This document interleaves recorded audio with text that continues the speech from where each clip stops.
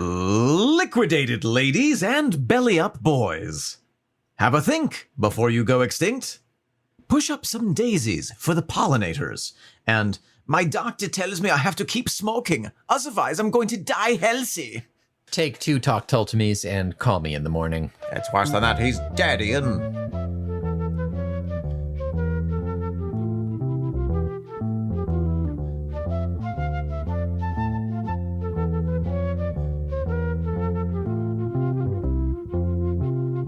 Welcome back to the podcast. I am Omen Thomas Sade. And I am Nick McGill. Together we are the festering corpse of the feckless momes. And this, my dirt naps, is Talk Tull to me. A lights-out ceremony in the happy hunting grounds of prog rock, in which not long for this world, Nick, and on the wrong side of the grass Omen, will send each and every track by riding a pale horse rock band Jethro Tull up to a big farm upstate, where they'll have plenty of room to run around. You mean it? Oh yeah, we can go and visit them, but not today. Oh. We will be defenestrated with the adorable James Duncan, give up the ghost with the gorgeous David Goodyear, hop on the last Rattler with the handsome John O'Hara, and count worms with Cuddlebug Jack Clark. And if we can get our wills in order, go toward the light in the darkness, and sing with the invisible choir, we might just be greeted at those opalescent gates by the saint of the saxophone, the fluting feeder of worms, the glue factory geezer, the dancing dervish of Davy Jones' locker, the lights-out liturgist, the prog rock royal who shuffles off his coil. Ian, if you strike me down, I will become more powerful and fluty than you could ever possibly imagine. Anderson. If Ian took over for St. Peter, heaven would be a sparse place. I'll tell you that. I'm saving it for me. Oh, it's a bit too crowded for my taste already. Back down you go. I know you've been in heaven for several years, but your paperwork has been reprocessed. Application rejected. Nick, welcome back. We have said many times. Too much. We've said too much already. We've said so many times, oh, this is a momentous episode. But this episode is perhaps more momentous Than any other episode. And why is that? Wow. Here we are. The final song. As of recording, the final song by Jethro Tull. That's right. This very well could be the toaster bath end to what has been an amazing journey of 6 years. 6.5 years. That is crazy. Mm-hmm. Yeah. So, I mean, it is possible that Jethro Tull will release new music, in which case the curse that old gypsy woman put on us will be reactivated. Thought we got rid of it, but I mean, it's possible. There's also the possibility of bonus tracks coming out from previous albums. That's true. Let's not rule those out. Let's not rule over anyone. No. And we will do a final wrap-up episode next week. Yes. Where we just have a chat. Yeah. Like we haven't done yet. We're saving all of our chatting for that. Yes. Yep. But today, we thought we would celebrate the occasion with one final round of... What are you drinking?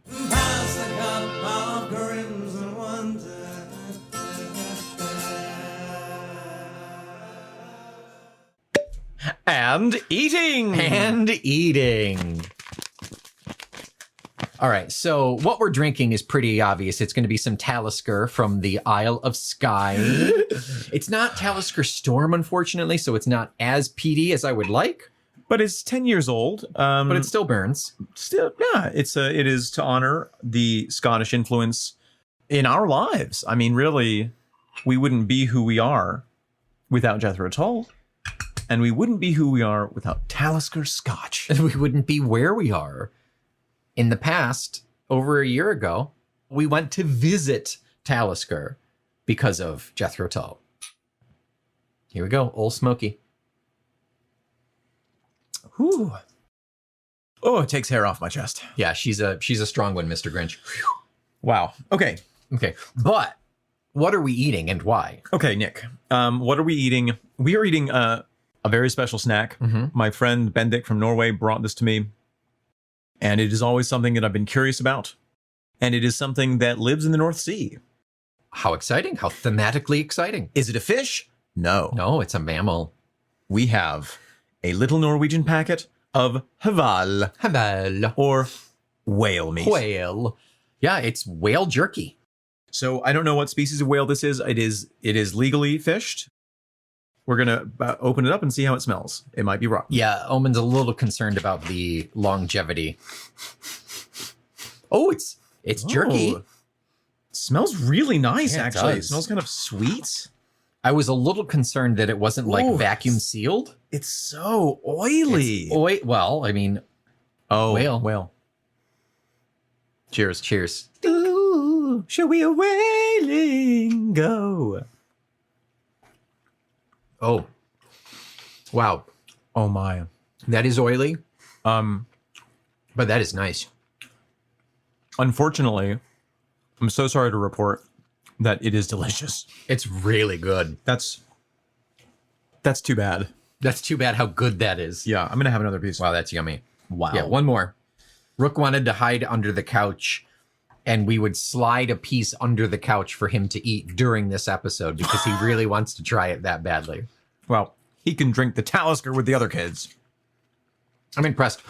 VikingSnacks.no if you want some val. Wow. That's really special. It's tasty. Thank you, Bendik, Thank you, Bendik. for that. Oh my God. Best before Shh. Don't look at that. December 20th. That's 2024. That's the Norwegian calendar. Who knows? They're off by a little bit. Who knows what that means? I mean, damn. Wow. If that's gone bad, I don't want to be good. Whale's gone bad. Now Check out the whale tail. Now on MTV. All right. Okay. Nick McGill, what is it that we were listening to today? Well, and Talking Tall about. before we get into that, Okay. we've got a little housekeeping to take care of, I think. It's been a while, but we've got some stuff we need to address. Okay. Special thanks to Vicar John in particular. Hello, John. Hello, John. Looking out not only for our spiritual well-being, but our knowledge well-being. The well-being of our brain sacks. We recently, just today, dropped the episode on Dunstan and Hill, and we went on an hour-long tirade explanation of how it was the plot of the Shakespeare play Macbeth, and completely missed the relevant modern context. Correct. And from John, from the song-by-song notes for Curious Ruminant, quote, the Macbeth tale is imagined here as deeds of high intrigue and betrayal between two political party brothers, perhaps Blair and Brown, Sunak and Johnson, Starmer and Corbyn. That's in the notes? Yeah, written by Ian. Oh, we should have read those. Yeah, we should have. So, we two hard men of arms as brothers roam the Commons refers to the House of Commons, Right. the main legislative chamber of the British Parliament. I'm seduced by wicked promises of the Walpole House refers to 10 Downing Street. Robert Walpole was the first British Prime Minister. Downing Street is where the Prime Minister resides. Yes, which serves as both the residence of the Prime Minister and as the center of government, where the PM is quote-unquote king of cabinet. Huh. The cabinet is the meeting of government ministers chaired by the Prime Minister, which meets around a long table in the cabinet room at 10 Downing Street. See the wooded lower chamber, a cloak of green disguise, refers to the House of Commons with its green benches and wood paneling. Yeah. The House of Lords is the upper chamber. The Speaker, who sits on the raised chair between the two sides, makes firm intrusions. She chairs debates, ensures that the rules of parliamentary procedure are followed, and maintains order, typically by calling out, order, order. Yeah, and often saying some rather provocative Yeah, English things. very silly. Yeah. Blair and Brown, both Scottish, were both strong candidates to succeed John Smith, another Scot, as leader of the Labour Party in '94. They agreed that Blair would stand, but that Brown would, in time, be his successor. Tony Blair became Prime Minister in '97. Gordon Brown was a very successful Chancellor of the Exchequer, but became increasingly frustrated that Blair would not step down to let him become Prime Minister. Ooh. It's my turn! I'd like a turn with the Prime Minister's strip. Blair resigned in '07 and Gordon Brown took over. He began well and was popular, then came the financial crash of 2008, and he was blamed for all the negative consequences that flowed from it, and at the next election in 2010, the Labour lost power. Fun fact, the economic collapse was actually caused by witches. Burn them. Burn the money. Burn the money. Burn the money banks. Boris Johnson blamed Rishi Sunak, his Chancellor of the Exchequer, for his downfall. Keir Starmer, the current Prime Minister, expelled his predecessor as leader, Jeremy Corbyn, from the Labour Party. Corbyn has launched a new political party, which could possibly lead to the end of Starmer as Prime Minister. The drama. The drama. The British drama. The girls are fighting. Oh, they are nasty. John, thank you so much for showing us the light. As always. Yes. The info that we just do not have, we rely on you. We could do it without you, but we would be much stupider. And it would be a terrible, ill-informed podcast. To you, Vicar John. To you. To your health. And to your lovely wife. Who made us breakfast. Yeah. And following up, we've got some YouTube comments. Been a while. Sorry it took me so long to comment on these comments, guys. For some reason, YouTube stopped giving me notifications. Nick, I'm so sorry that it has taken me so long to comment about your comments on those comments on YouTube. What's your excuse? I just wasn't interested. I just don't care. I hate the internet. All right, we've got two from Micah Noel to begin with. On the Curious Ruminant video, I think we already talked about this, but didn't we agree that Jack Clark is the guitarist of Albion? And that the reason why he's confused for being a bass player is that he filled in on bass for David Goodyear while Joe Parrish was still on guitar? Well, that would be quite sensible. And he is correct. Micah Noel, thank you so much for that. Here in the Albion vinyl, we've got Joe Parrish, James, and Jack Clark having been credited for guitar. The true bassist of Albion is Peter Spulsic. You have Albion on vinyl? I sure as hell do. Is it good? Yeah. Oh, cool. Ooh, it's very good. I like it a Lake lot. Songs of Elbid. Elbid. Yeah, it's pretty dope. It's very epic. Wow. Yeah. Cool. That was one comment from Micah Noel, the second being based on Dunson and Hill. Micah Noel takes your tack, as most people do. Micah Noel says, definitely not boring. In fact, I think the chorus flute melody, the low dark part, is one of the best flute riffs in ages. I haven't had much to say about this album because it's still so new and might take me years to fully absorb. Agreed. But this track stands out because it's clearly not one of the introspective works that this album seems to be known for, but an obvious famous story by another writer. I became familiar with Macbeth through Jag Panzer's Thane to the Throne, an entire album based on the story. So if you're in a very heavy metal mood, you might enjoy this deeper dive. I recommend The Three Voices of Fate, with its cool galloping riffs and choir and melodic layers, and a chorus that includes the lyrics I am Macbeth in a very powerful driving way.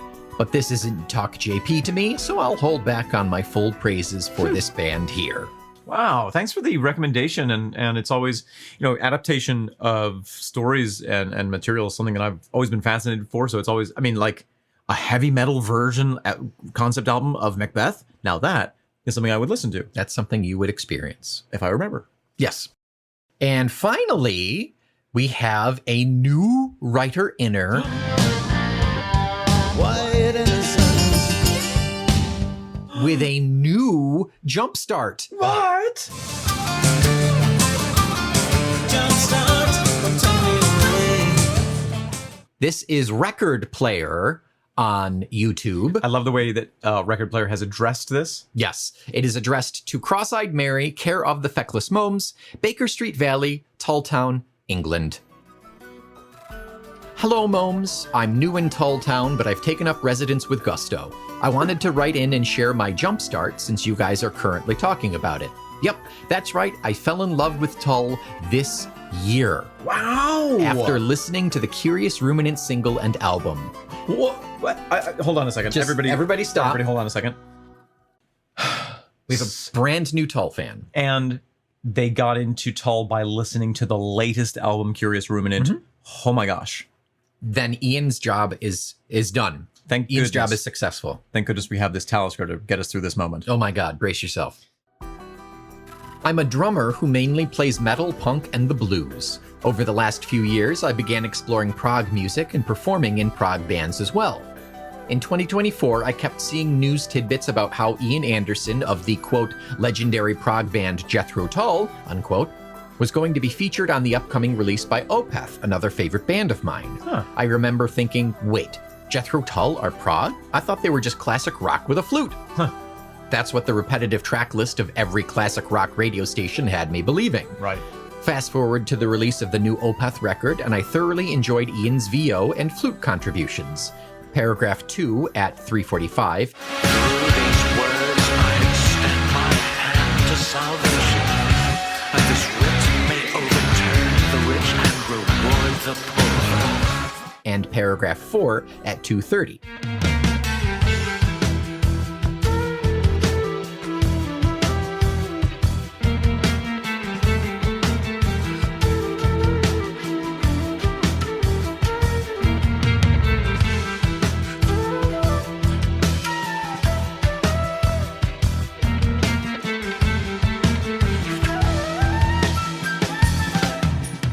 I was further intrigued soon after I heard that Tull was releasing a new album and that a single had just dropped.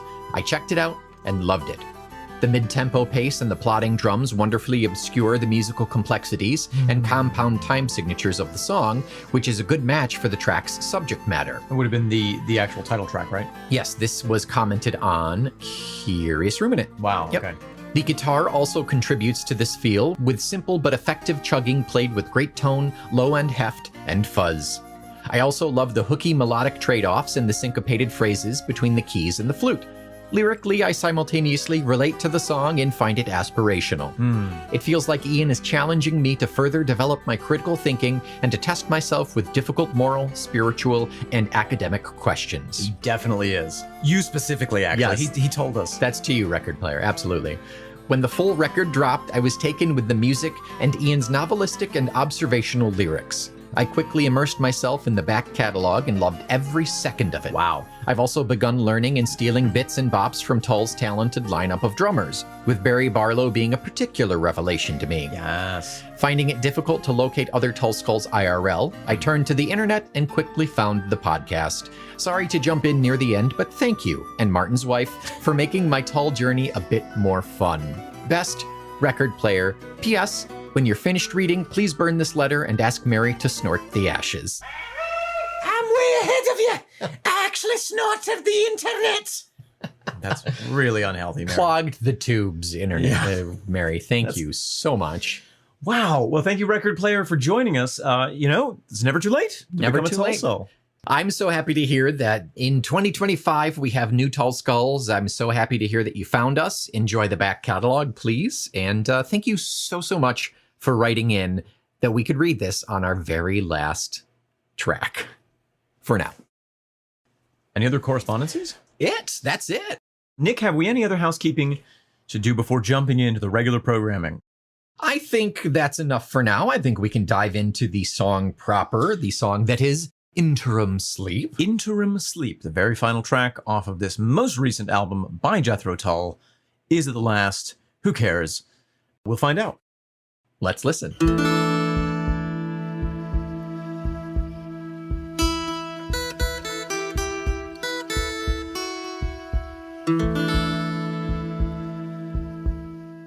Nick McGill, Omen Sade. have you the bumps of the goose? Yeah. Everywhere. Yeah. Everywhere and nowhere. We've had an increasing number of narrated tracks over the past couple of albums. Mm-hmm. And this seems to me to be the king of the narrated tracks. It is one track to rule them all. Mm-hmm. One track to bind them. I don't know the rest of it. One track to seek them all and in the darkness find them. Wow. Let's talk about it musically. Yeah. There's not a lot going on. I mean, obviously the forefront is Ian's recitation here. Yeah, but there are barely any melodies. I Yeah. think this, if I were to have to guess, I would guess that this is an all Ian track. It is. Yeah. We have some guitar, some acoustic guitar. We have some flute. Yep. We have Ian's voice. And precious little else. A heartbeat. A heartbeat and some drones. Yeah. Which come from the flute. Oh, do they? I think so, yeah. Yeah, okay. And the heartbeat could be, he could literally have made it by tapping on the body of the guitar. Yeah, it could also be a bass drum, a foot pedal, a very soft bass. Yeah. Or it could have been pulled from freeheartbeatsounds.com. No royalty needed. That's right. Just attribute whose heart it is. Or he could have gotten an endoscopic microphone, located someone with a heart. Not himself, obviously. I hope not, because the heartbeat slows down at the end. Well, that could have been done in post-production. Yeah, fair enough. Yeah, the first sound that we hear is the heartbeat. Mm-hmm. We soon thereafter have the guitar coming in.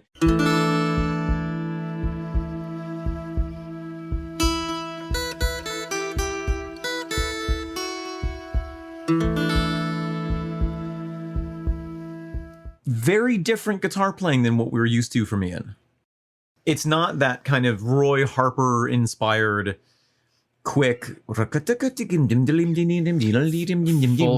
strummy, yeah. It's very not really following any particular beat or tempo. It's very measureless. As the mood takes you, play Yes. this guitar. Yeah. So we have a chord, and then a little while later we have a comment, just a couple of noodles that again are really different than his usual playing. Could it be? Is it minor? It feels minor. I don't know if that's just the overall feel of the song that's attributing to that, but it feels like sad. Can we hear another riff? Can we hear one of the riffs? When that interim sleep takes me, I will pass first into a room next door, not far away, nor lost to finer senses, not gone for... It's not exactly minor. It is in some sort of a mode. Beast mode? It's in beast mode. Okay. It's one of those uncomfortable modes that we don't use a lot in Western music that inspires thoughts of the beyond. Ian is so good about playing with effectively. He really is. He really is. You know, in the 1800s, somebody made a list of every major and minor key and listed their attributes. It was like, really? Yeah, G major is like gay and warlike, and like C minor is listless and feeble, and you know all these. Some silly attributes, but some like really on the nose. Yeah, I think so. But and you could say that all the different modes of scales have different feelings, at least to the Western ear. Yeah. And you're right. He's so good at choosing chords, choosing the right type of suspension, the right type of seventh, the right type of modification of the chord that just gets his point across. Yeah. It's really, really lovely and effective in this one.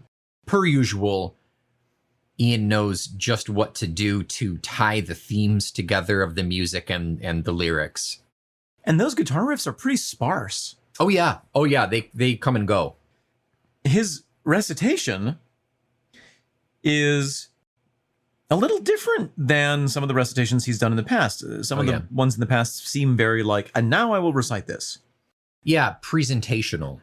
This feels, it's presentational in a way, but it's also the way he's saying these words is more melodic than some of the singing that he's done. Yeah. There's such variety in his voice. Even in that first line, when interim sleep takes me, you could almost plot that out in note form. I want you close beside me. No tears, no sad goodbye. It's very expressive just in terms of the pitch. It's the most poetic we've ever gotten from Ian, and that's saying a lot because he has been very poetic off and on through the years. Specifically in terms of the performance. Yes. The recitation of it. Yeah, I think so. We have some drones. You were mentioning they're provided by flute. I think so, yeah. Yeah. I think you're probably right. You can get a lot of tones out of a flute. I am calm and still as a fallen autumn leaf. As you mentioned, we end with the heartbeat slowly slowing down with a drone behind it until we're left with just the drone, or does it end on the last heartbeat?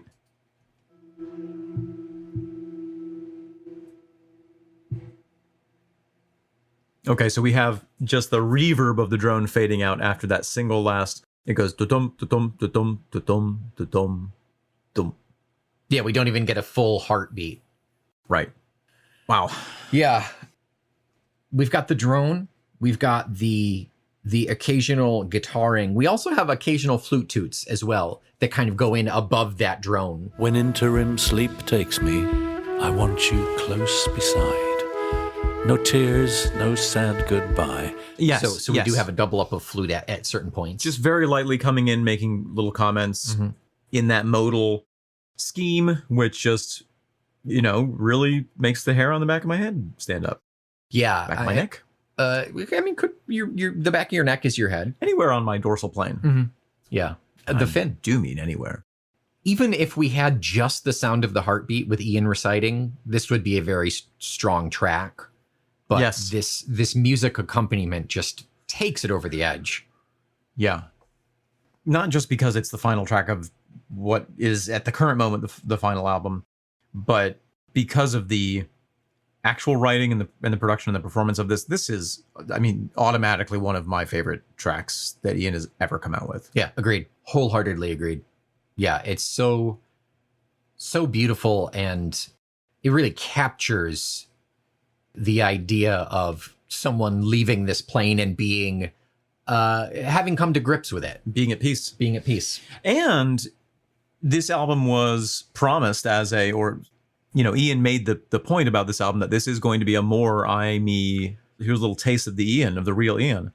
And, whether this is, of course, this is some version of his performance character, but this track feels more like we're actually getting to see the real person behind this than any other track that I think we've ever listened to. Right. Because the reality is mortality looms and the potential last album looms. Yeah. But he could have done this in a completely different way. He could have said, oh, I see a guy who's dying, and isn't that interesting? Yeah. This is him speaking directly to the listener, and probably, directly to somebody that he loves. This could be, I'm sure this was inspired by his family and by, you feel the love in this track. And that's something that is not a very common experience in Tull. Yeah. We feel the idea of love. We see love from a distance. We say, this is not love. But this is his heartbeat. This is his heart. It's amazing. Yeah. Yeah. I was going to say, this is a love letter. Yeah, exactly. Yeah. Wow.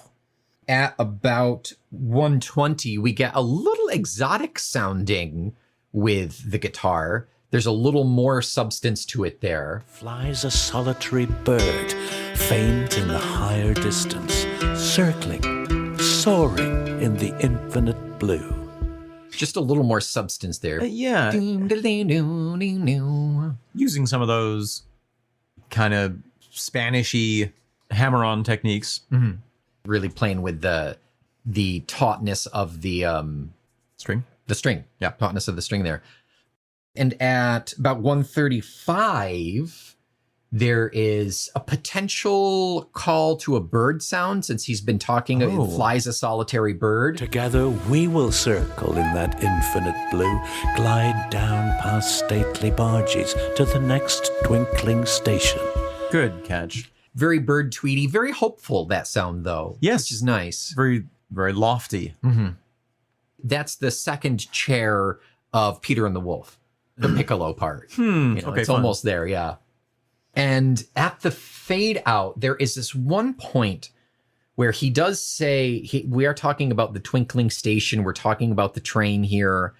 There is something in there that I don't know if it's a train per se, but there's something in that fade out.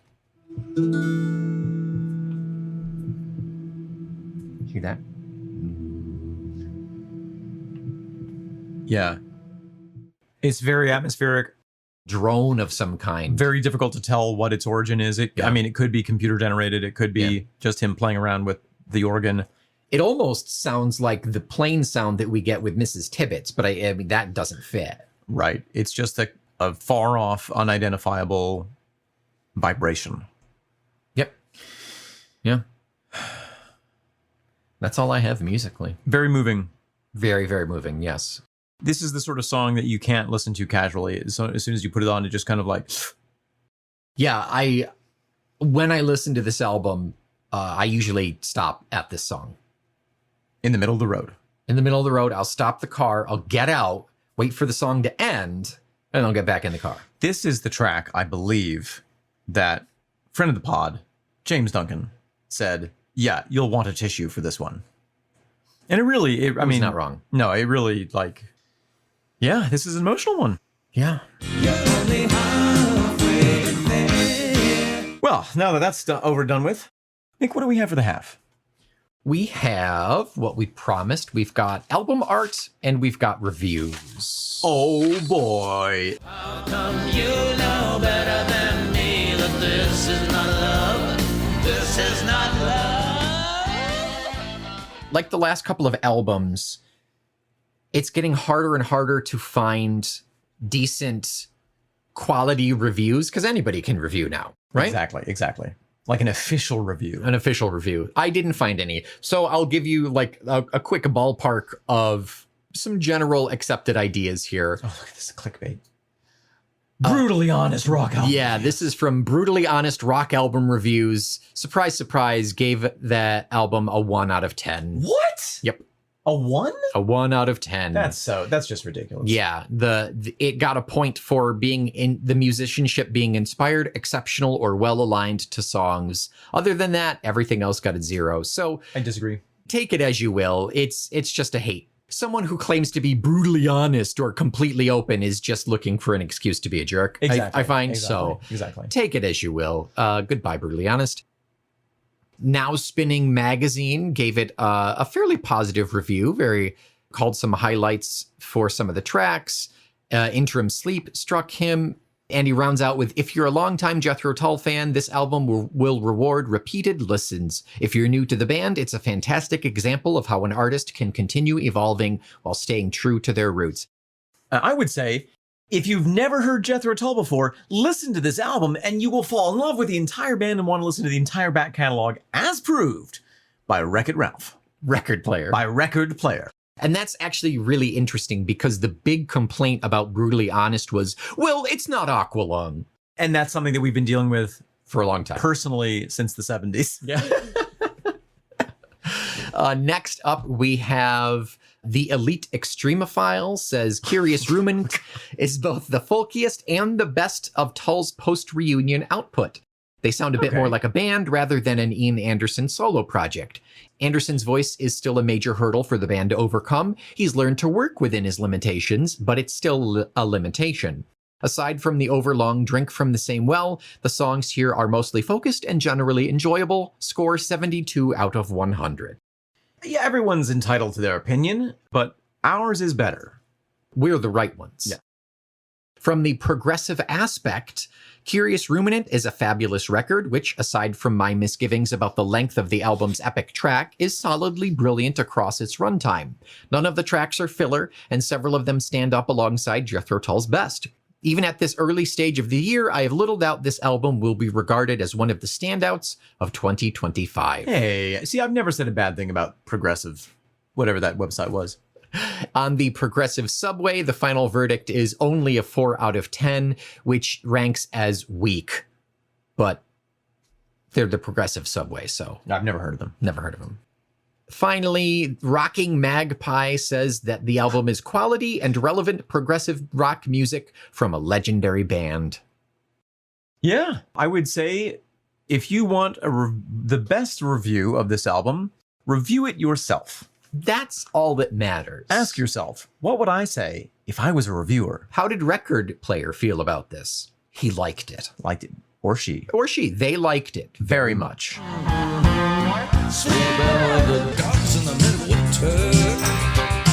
All right, so let's talk album art finally. Our final album. What do we got? We have a square album, standard record size. Inside of it, it has a disc made of vinyl. we're graced with an image of a mask as the primary image. It shows up not only on the very cover, it shows up on the back with Ian wearing it, looking rather dashing and pleased with himself. And on the insert, it looks like he's putting it on. He's holding it. He's just about to put it on. And then in the inside of the album, we have another picture of Ian wearing the mask, cheekily showing off what's probably a very nice watch. It is set. Who's crying? Sorry, there's a crying cat.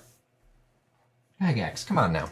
It's 4:45. What time? It's 4:45 at time of photo.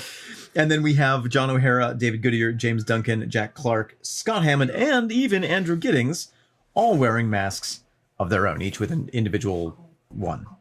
You may have heard me say at various points that I studied masks and mask theater for many an impoverished year in my ill-spent youth. So I'm really fascinated by this. They do all look handmade.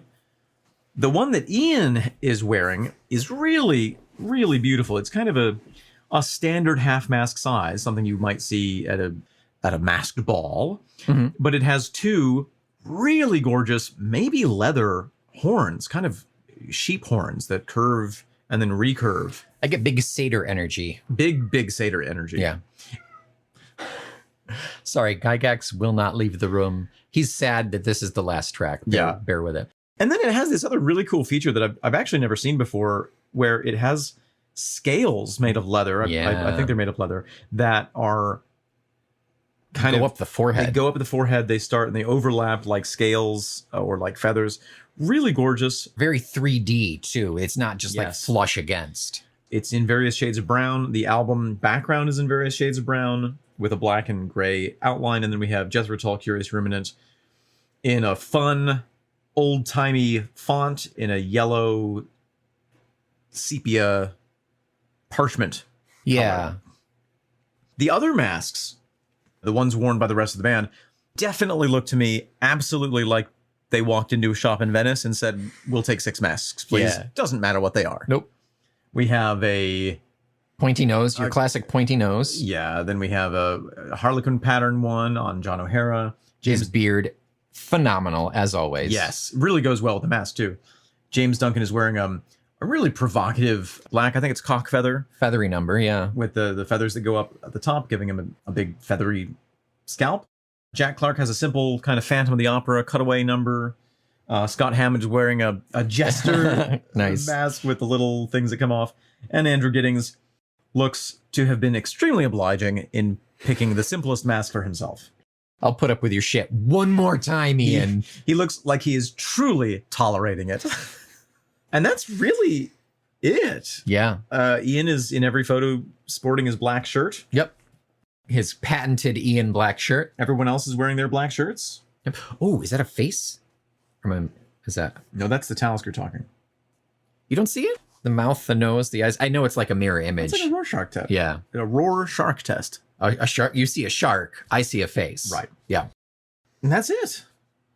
The artwork and photography, photographs taken by a Leica M11 rangefinder, and concept by Ian Anderson.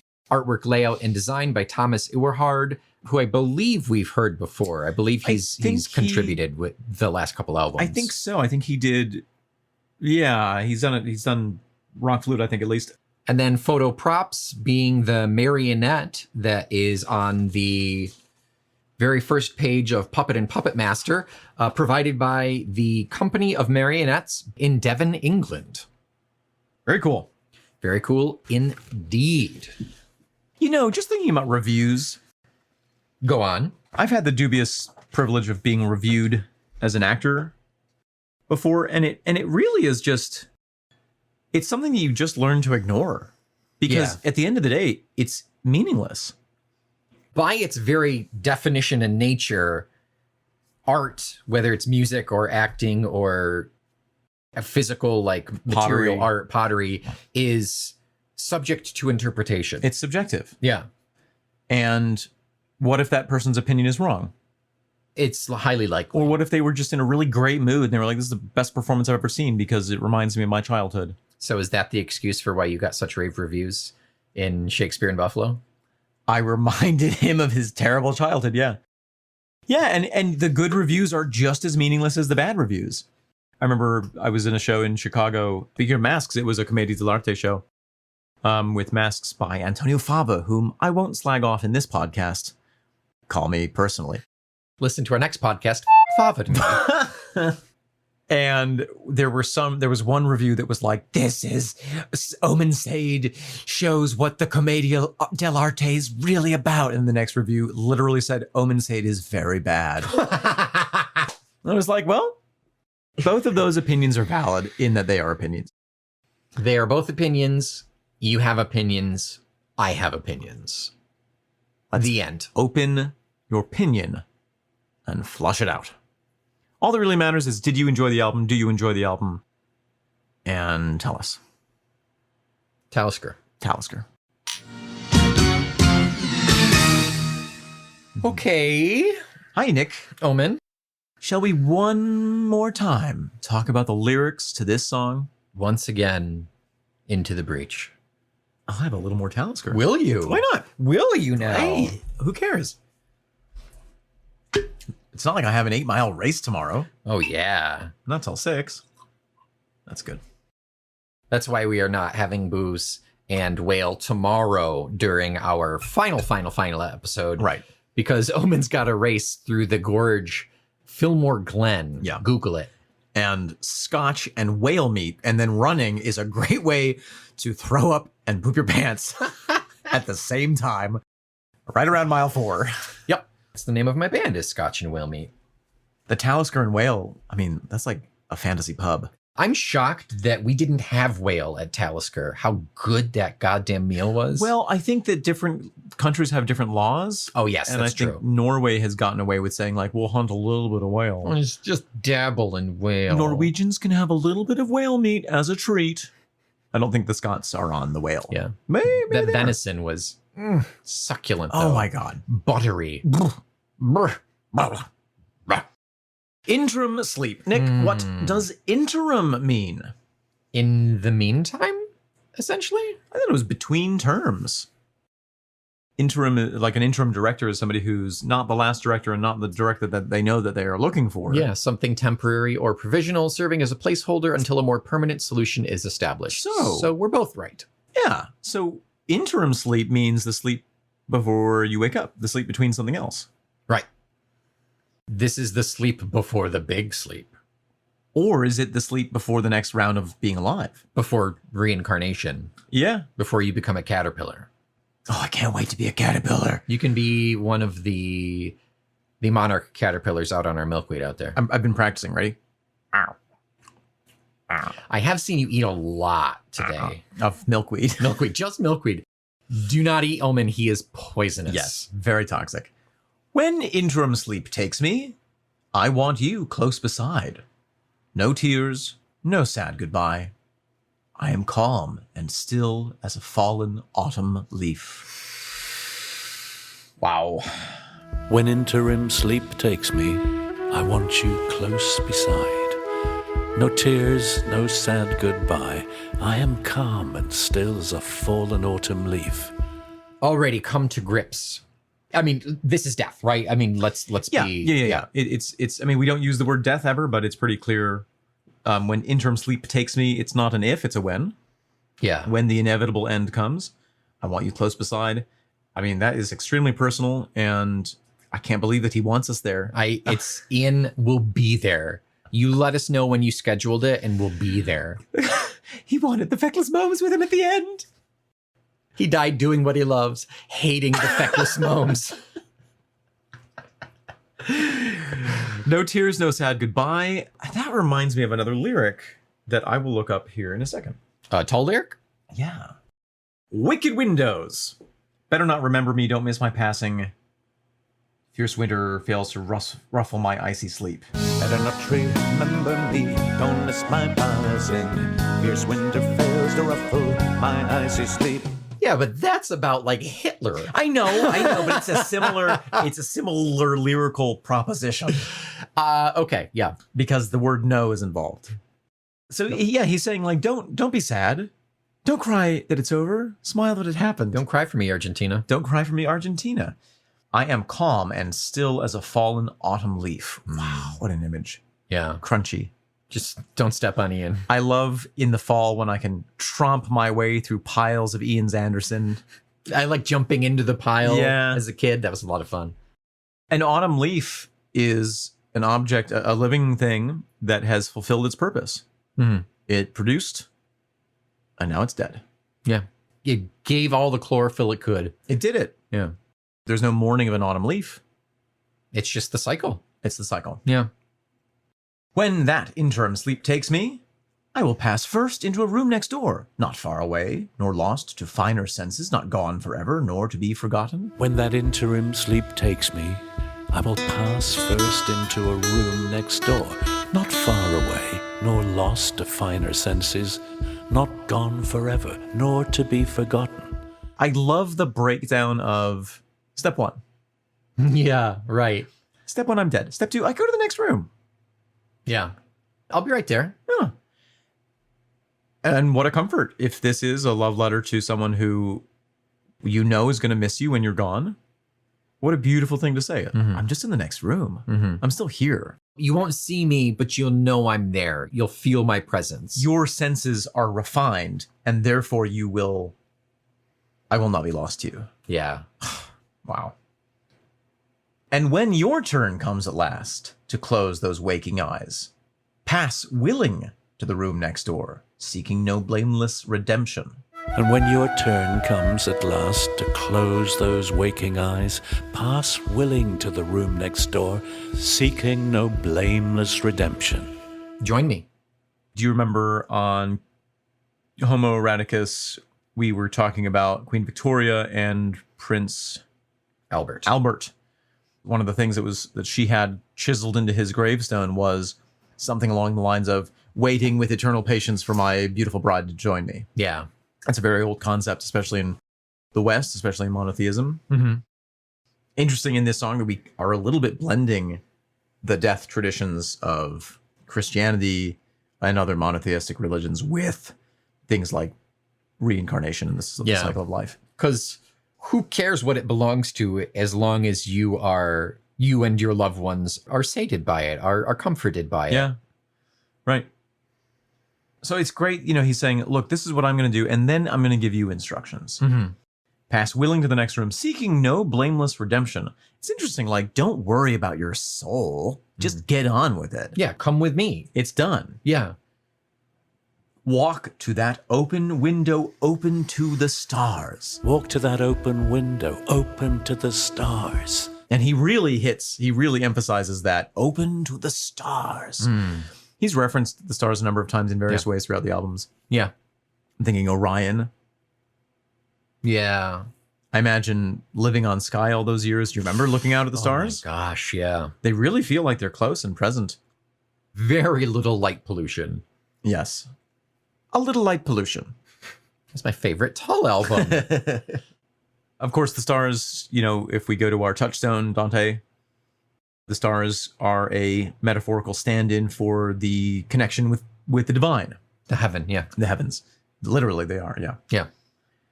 Look out down the winding river valley where lights sparkle, marking stations. Stations where trains stop and start. Trains!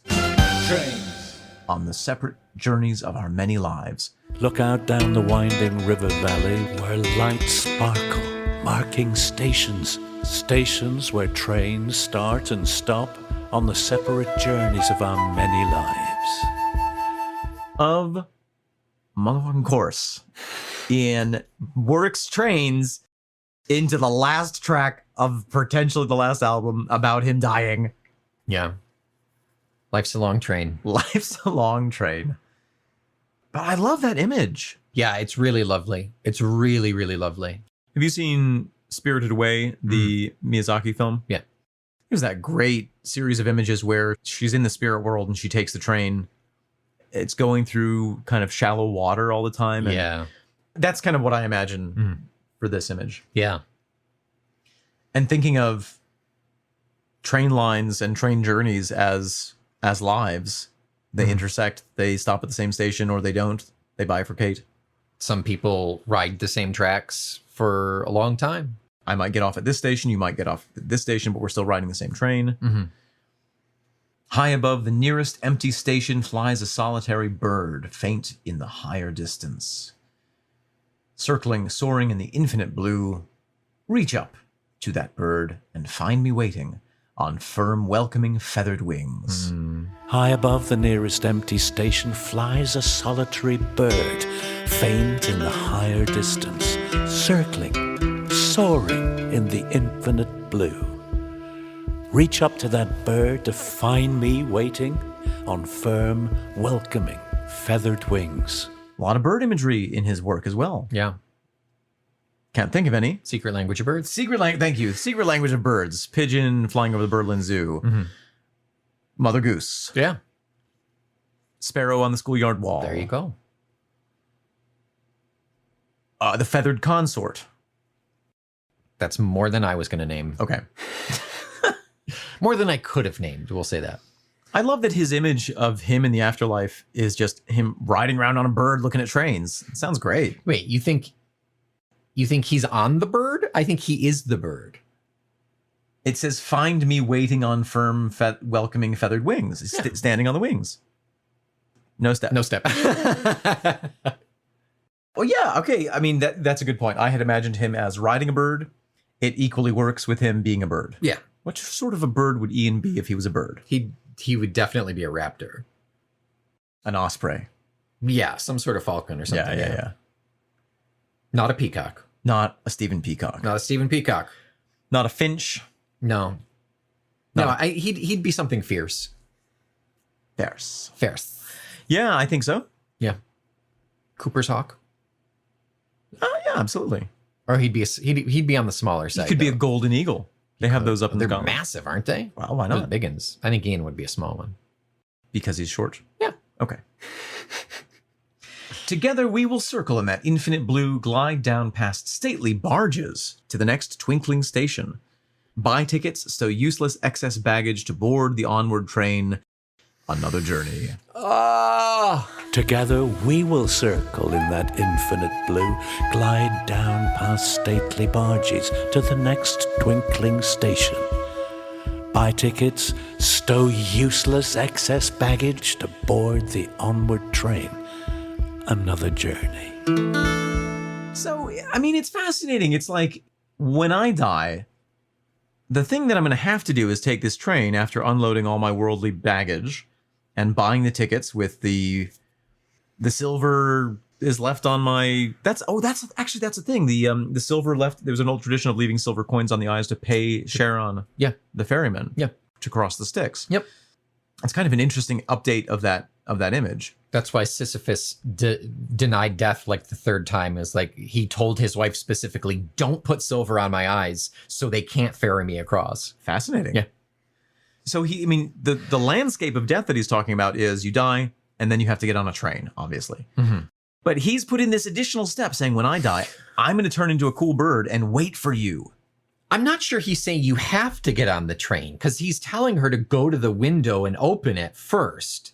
The window that's open out to the stars. You don't have to go onto that train and start a new journey. You could just be bird forever. You could be bird forever. You could haunt this house forever. Oh, you could be right. lost to memory forever. Wow. Yeah. But here's the plan for you and I. Yeah, this is what we're going to do. After some bird time, We'll fly around for a bit. do some bird stuff. We'll circle. Then, don't worry, baby. I'll cover our tickets. You don't even need a suitcase. We'll store that excess baggage. We're not taking that with us into the next life. Don't pack. I always have said, when you die, take out half the clothes from your suitcase and put in twice as much money. Pack light. Pack light. I love the lightness of this song. It's all about floating and getting rid of things and just shedding Yeah. to shuffle off that mortal coil. Be with me, baby. Meet me over there. I turneth into a birdeth and taketh the train to Dead Town. That's Hamlet, I think. Yeah, that's Hamlet. I think so. That must be a cut scene. I don't remember that one. And there it is. There it is. That was it. Nick, how does this jive with your feelings and imaginings of death? I love it. I mean, I don't often think about death, and I think it's emptiness. I don't think there's anything after the fact, but boy, is it nice to think about. this way. It's an extremely comforting song. Yeah. And comforting is not something that we often get from Tull. No. Once every decade, maybe. Yeah, if we're lucky. Interim Sleep, Fires at Midnight. Salamander's Ragtime. Also about death. Oh. Yeah. Yeah. Lovely, lovely, lovely song. This song hits me so hard in the feels. And it's what a beautiful send-off. Yeah. To the next journey. Yeah. To the next journey. In Boca al Lupo.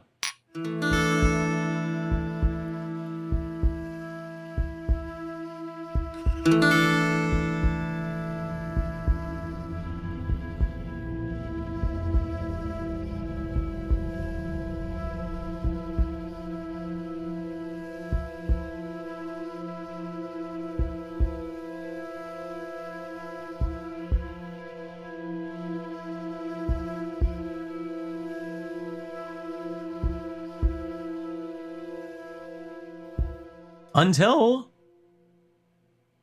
One final week. next week. You don't need no ticket to ride my train. I'm Omen Thomas Sade. I am circling, soaring in the finite blue. I am Nick McGill. We are those welcoming feathered birds, the feckless momes. And just pass into the first room. Definitely don't look in the second room. Don't go past that. It's full of talk Tull to me.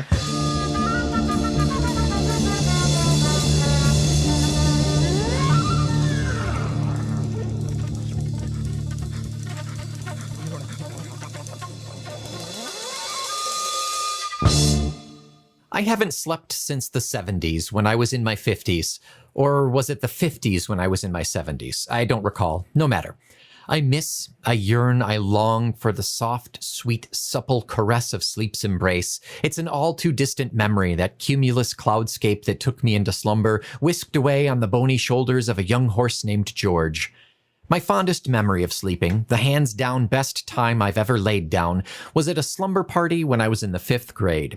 I wasn't allowed to do it often, so Slumby-Wumbums was always such a saccharine treat. I can still see the sea of sleeping bags, the air damp with a dozen dirty little boys all breathing and giggling and tee-heeing to one another.